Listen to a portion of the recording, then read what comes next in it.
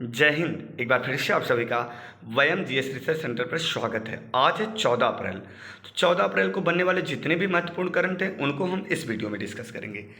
चलिए स्टार्ट करते हैं। तो पहला प्रश्न यहाँ पर आप लोगों के सामने दिया गया है, जलियांवाला बाग नरसंहार दिवस कब मनाया जाता है?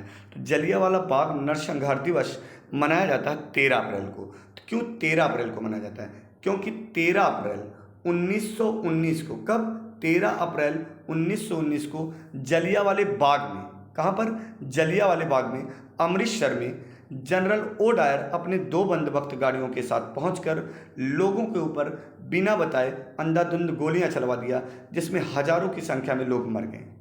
ठीक है, तो जिसके कारण 6 अप्रैल से लेके 13 अप्रैल का जो दिवस होता है उसे अपमान सप्ताह के रूप में मनाया जाता है, और 6 अप्रैल को अपमान दिवस के रूप में मनाया गया था। और आज के समय में 6 अप्रैल को अंतर्राष्ट्रीय खेल दिवस के रूप में मनाया जाता है। ठीक है, और इस चीज़ का बदला लेने के लिए उधम सिंह, ठाकुर उधम सिंह 13 मार्च 1940 को इंग्लैंड में पहुंचकर जनरल ओ डायर की हत्या कर दी और जलियांवाले बाग नरसंहार की बदला ले लिया था। क्लियर है? किसने?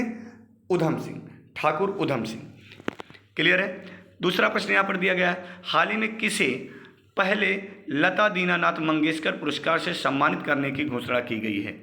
तो हाल ही में किसे लता दीनानाथ मंगेशकर पुरस्कार से सम्मानित करने की घोषणा की गई है?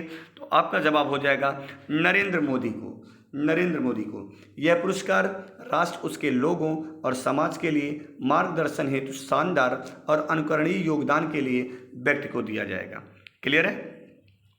दूसरा प्रश्न है, हाल ही में भारत का पहला पॉलीसेंट्रिक प्रोस्थेटिक घुटना कदम किसने लॉन्च किया है? तो आपका जवाब हो जाएगा आईआईटी मद्रास ने लॉन्च किया है। क्लियर है? तो अगला प्रश्न है, क्वेश्चन नंबर 4 यहाँ पर कह रहा है, राष्ट्रपति रामनाथ कोविंद ने हाल ही में किस राज्य में माधवपुर मेला शुरू किया है? तो माधवपुर मेला शुरू किया है गुजरात। बात आई है गुजरात की। क्लियर है? तो सबसे पहले आपको ये देखना है, जो गुजरात है ये भारत के किस तट पर स्थित है? तो पश्चिमी तट पर स्थित है। और ये अगर पश्चिमी तट पर स्थित है तो याद रखिएगा, सबसे अधिक तटीय सीमा बनाने वाला राज्य गुजरात है। कौन सा है? गुजरात। यहाँ पर एक बंदरगाह है जिसका नाम था कांडला बंदरगाह, उसका नाम बदल कर रख दिया गया है पंडित दीनदयाल उपाध्याय बंदरगाह। ठीक है ना? पंडित दीनदयाल उपाध्याय बंदरगाह। क्लियर है? याद रखेंगे, यह एक ज्वारीय बंदरगाह है और व्यापार मुक्त बंदरगाह है। क्लियर है? गुजरात की बात आई है तो एक पॉइंट आपको याद रखना है, अगर आपसे कह दिया जाए कि ये जो गुजरात है तटीय और जलीय दोनों प्रकार की सीमा बनाता है पश्चिम बंगाल की तरह। क्लियर है पॉइंट? याद रखेंगे सभी लोग। तो इस मेले में, किस मेले में? माधवपुर मेले में।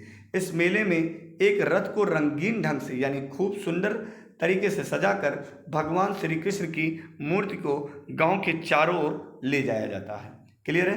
तो भाई माधवपुर है, माधव किसे कहा जाता है? भगवान श्री कृष्ण को, अर्थात कृष्ण भगवान की मूर्ति को चारों ओर घुमाया जाएगा। Clear point? आगे चलते हैं, हाल ही में किस राज्य की कंगड़ा चाय, कौन सी चाय?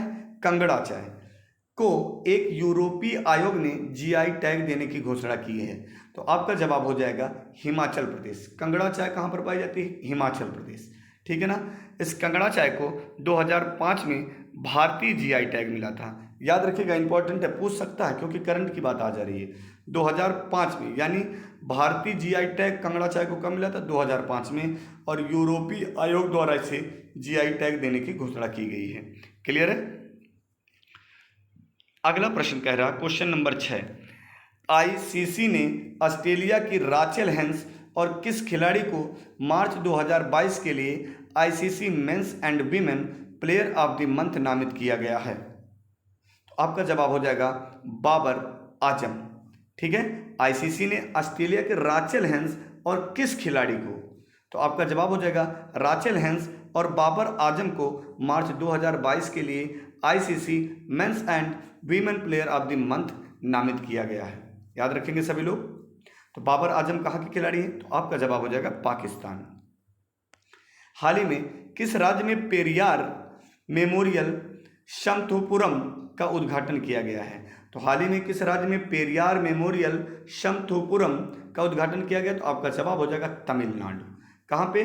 तमिलनाडु। तो बात आई है तमिलनाडु। तमिलनाडु में आपको याद रखना है, ये जो तमिलनाडु है इसके तट को क्या कहा जाता है? कोरोमंडल का तट कहा जाएगा। क्या बोला जाएगा? कोरोमंडल का तट। तमिलनाडु में 3 बंदरगाह, बड़े बंदरगाह की बात हो रही है। तो तमिलनाडु का शॉर्ट फॉर्म लिखेंगे TN और राजधानी याद कर लेंगे। तो तूतीकोरिन, एन्नौर, चेन्नई, ये तीनों बड़े बंदरगाह तमिलनाडु के तट पर स्थित है। तमिलनाडु के CM कौन है? तो आपका जवाब हो जाएगा MK स्टालिन। कौन है?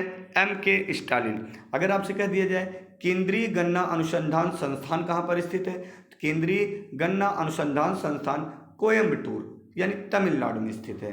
तो केंद्रीय गन्ना अनुसंधान संस्थान कोयम्बटूर में स्थित है। तमिलनाडु का शास्त्रीय नृत्य क्या है? तो भरतनाट्यम है। देखेंगे मामल्लपुरम मंदिर, मीनाक्षी मंदिर, बृहदेश्वर मंदिर, कैलाश मंदिर, ये सब मंदिर आपके मोस्ट इंपॉर्टेंट है जो आपके एग्जाम में पूछे जाते हैं। कहाँ पर स्थित है बेटा? तो तमिलनाडु में स्थित है। तमिलनाडु की जनजाति एक पूछी जाती है जो नीलगिरी क्षेत्र में पाई जाती है, टोडा जनजाति। ये टोडा जनजाति ऐसी जनजाति है जहाँ पर बहुपतिकरण प्रथा चलती है, अर्थात एक महिला कई पतियों से शादी करती है, कई पुरुषों से शादी करती है। इसी को बहुपतिकरण कहा जाता है। क्या कहा जाता है? बहुपतिकरण। क्लियर है? तो तमिलनाडु की जनजाति टोडा और एक जनजाति है जनसौरी जो बहुपतिकरण प्रथा वाली है। ठीक है ना? टोडा और जनसौरी। आगे चलते हैं। हाल ही में किस लेखक को 45 साल पहले लिखी गई एक छोटी कहानी गाओम्बरो कहानी के लिए ओ हेनरी पुरस्कार, याद रखना बेटा, कौन सा पुरस्कार? ओ हेनरी पुरस्कार से सम्मानित किया गया है। ठीक है ना? तो आपका जवाब हो जाएगा अमर मित्र। और ये कैसे लेखक है? यह बंगाली लेखक है। उन्हें वर्ष 2006 में साहित्य अकादमी पुरस्कार से सम्मानित किया गया था। यानी अमर मित्र को साहित्य अकादमी पुरस्कार से सम्मानित किया गया था 2006 में। क्लियर है ना? और किस कहानी के लिए इन्हें ओ हेनरी पुरस्कार दिया गया है? तो गाओम्बरो। किस कहानी के लिए? गाओम्बरो। हाल ही में 62 वर्षीय किस अभिनेता और लेखक का निधन हो गया है? तो 62 वर्षीय अभिनेता और लेखक थे शिव कुमार सुब्रमण्यम, जिनका हाल ही में निधन हो गया है। अगला प्रश्न कह रहा है, हाल ही में स्वदेश निर्मित डोनियर 228 विमान ने असम से अरुणाचल प्रदेश के लिए अपनी पहली व्यावसायिक उड़ान भरी। इसे किस कंपनी ने बनाया? तो आपका जवाब हो जाएगा हिंदुस्तान एरोनॉटिक्स लिमिटेड।